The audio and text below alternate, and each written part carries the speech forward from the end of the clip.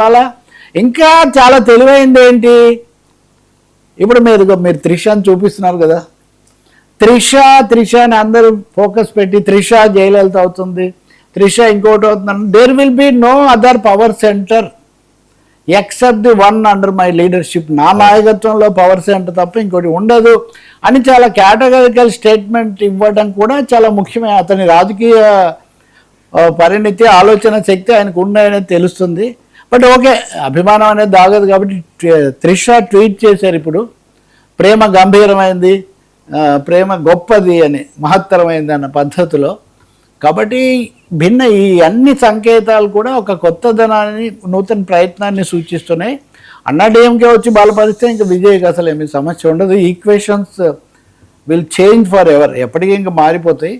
స్టాలిన్ ఏం చేస్తారు, డిఎంకే ఏం చేస్తుంది, డిఎంకేకు ఈ లౌకిక పార్టీలతో కలవటం తప్ప భవిష్యత్తులో పెద్ద వేరే అవకాశం ఏమి ఉండదు కూడా. ఎందుకంటే బీజేపీ డిఎంకేల దీన్ని బట్టి చూస్తే మోదీ కూడా గ్రీట్ చేశారు. So Vijay going to be game చేంజరే అవుతారు. మిగిలిన కాంగ్రెస్ ప్రభుత్వాలు ఇవి అయినప్పుడు.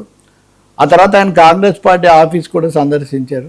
ఈరోజు స్టాలిన్ దగ్గర, అది కూడా మంచి సాంప్రదాయం చూడండి. అంతకుముందు కూడా వెళ్ళేవాళ్ళు, మధ్యలో అది బ్రేక్ అయింది. కానీ ప్రతిపక్ష నాయకుడు ఇంటికి వెళ్ళటం ఆయన అనుభవానికి స్టాలిన్ అంకులే కదా వ్యతిరేకించినా కానీ. సో స్టాలిన్ అంకుల్ దగ్గరికి వెళ్ళి బ్లెస్సింగ్స్, ఆశీస్సులు తీసుకుంటారు, పొరపాటు లేదు.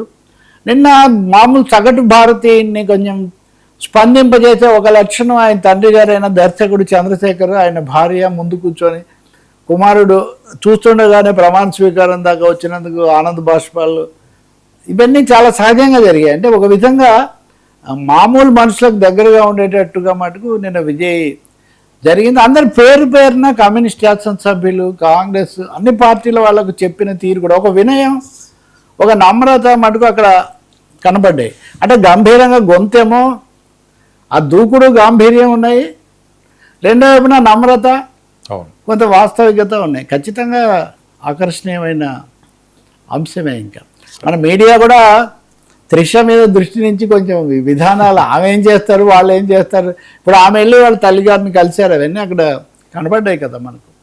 కాబట్టి చాలా రాజకీయం నడుస్తుంది. తమిళ రాజకీయాల్లో ఉండే నాటకీయత అంతా విజయ్ నిన్న రక్తి కట్టించారని చెప్పాలి. ప్రజల తీర్పు సార్థకం కావాలంతే. సార్, కాంగ్రెస్ మారదా?